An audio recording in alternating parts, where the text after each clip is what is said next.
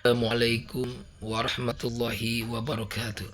Alhamdulillahilladzi arsala rasulahu bil huda wa dinil haq liyudhhirahu ala dini kullih wa kafa billahi syahida. Asyhadu an la ilaha illallah wahdahu la syarikalah wa asyhadu anna Muhammadan abduhu wa rasuluhu sallallahu alaihi wasallam la nabiyya ba'dah la haula wala quwata illa billah.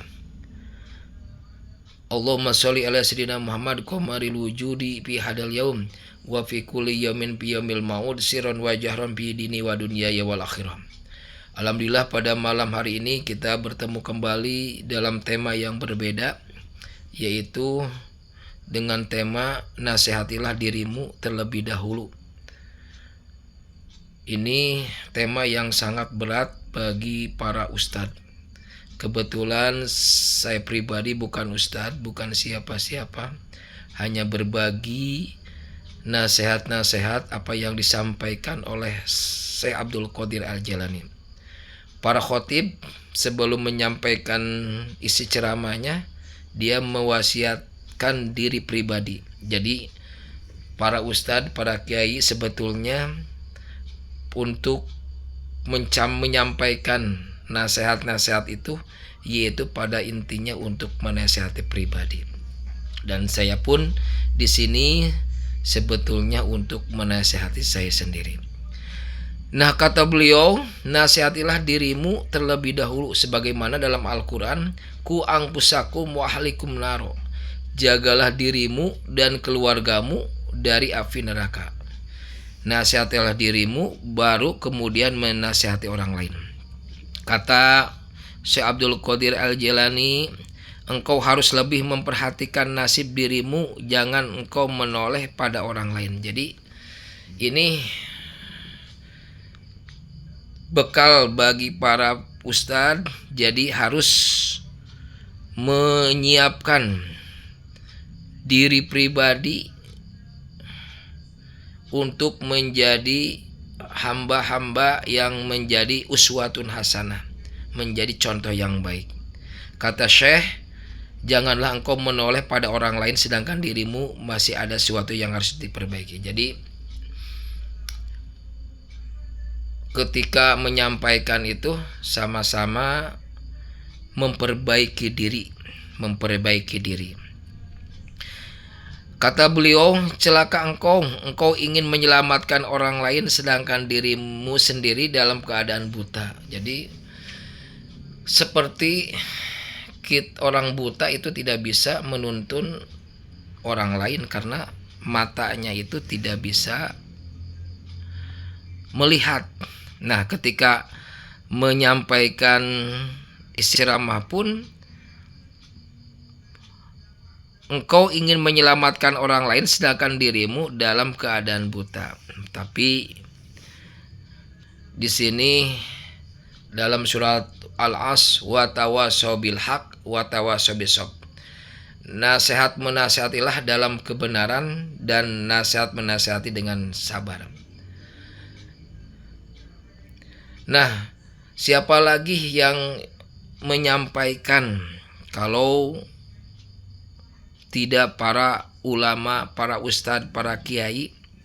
Al ulama'u warasatul anbiya, ulama itu adalah pewaris para nabi. Maka dengarkanlah nasihat-nasihat yang disampaikan oleh para ustadz, para kiai, para guru agama. Mudah-mudahan menjadi manfaat bagi kita dunia dan akhirat.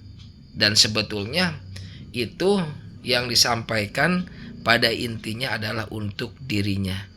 Dan mudah-mudahan menjadi keberkahan dan petunjuk bagi kita semuanya. Nah, kata beliau, yang bisa menuntun manusia hanyalah orang yang melihat. Jadi orang yang buta, orang yang hatinya masih kotor, misalkan mengajak sholat tapi dia tidak sholat, mengajak ngaji baca Quran tapi dia tidak mengaji, maka contohkan dulu sholatnya, baca Quran ini pada orang tua. Para orang tua ingin supaya anaknya rajin sholat, maka contohkan. Kalau ingin anaknya rajin ngaji, berikanlah contoh uswatun hasanah. Kalau sudah diberikan contoh, kemudian misalkan anaknya, nah itu mah kita tawakal kepada Allah. Hanya Allah lah yang memberikan petunjuk, ya, yang memberikan petunjuk. Semuanya ketika seorang guru, seorang ustadz, ketika menyampaikan, sampaikanlah walaupun satu ayat. Nah, pada intinya untuk diri pribadi. Namun kalau misalkan tidak dilaksanakan, maka yang penting kita sudah menyampaikan nasihat-nasihat tersebut.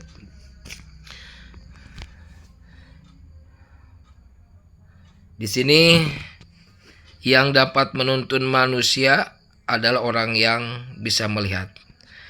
Kemudian yang bisa menolong mereka dari tenggelam di lautan hanyalah orang yang tangkas berenang. Artinya orang yang mempunyai ilmu, mempunyai amal yang soleh, itu sebagai modal utama, seperti halnya Rasulullah SAW, yaitu mempunyai akhlak. Innamal bu'istu liutami makarimal akhlak. Sungguhnya aku tidak diutus tidak lain adalah untuk menyempurnakan akhlak. Jadi yang dicontohkan oleh Rasulullah SAW adalah akhlaknya dulu. Jadi inilah dasar-dasar untuk mengajak orang. Yang pertama yaitu menasihatilah dirimu terhadap sebelum menasihati orang lain.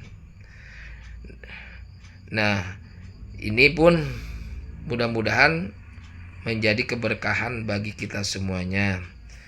Dan kalau tidak ada yang menyampaikan, ini lebih bahaya lagi. Kalau tidak ada yang menyampaikan. Nah, dalam Al-Quran tadi dijelaskan ku angpusakum wa ahlikum naro. Jagalah, pada intinya semuanya adalah ku angpusakum wa ahlikum naro. Jagalah dirimu, setelah menjaga dirimu kemudian keluargamu dari api neraka. Nah, inilah pertemuan kali ini, mudah-mudahan ada manfaatnya. Dan di sini terakhir, lidahmu bersyukur sedangkan hatimu kufur. Jadi kita terkadang lidah bersyukur, alhamdulillah, tapi hatinya tidak bersyukur. Nah, di sini wahai anak Adam, kata Syekh dalam hadis qudsi dikatakan, ini disampaikan oleh Syekh Abdul Qadir Al-Jailani.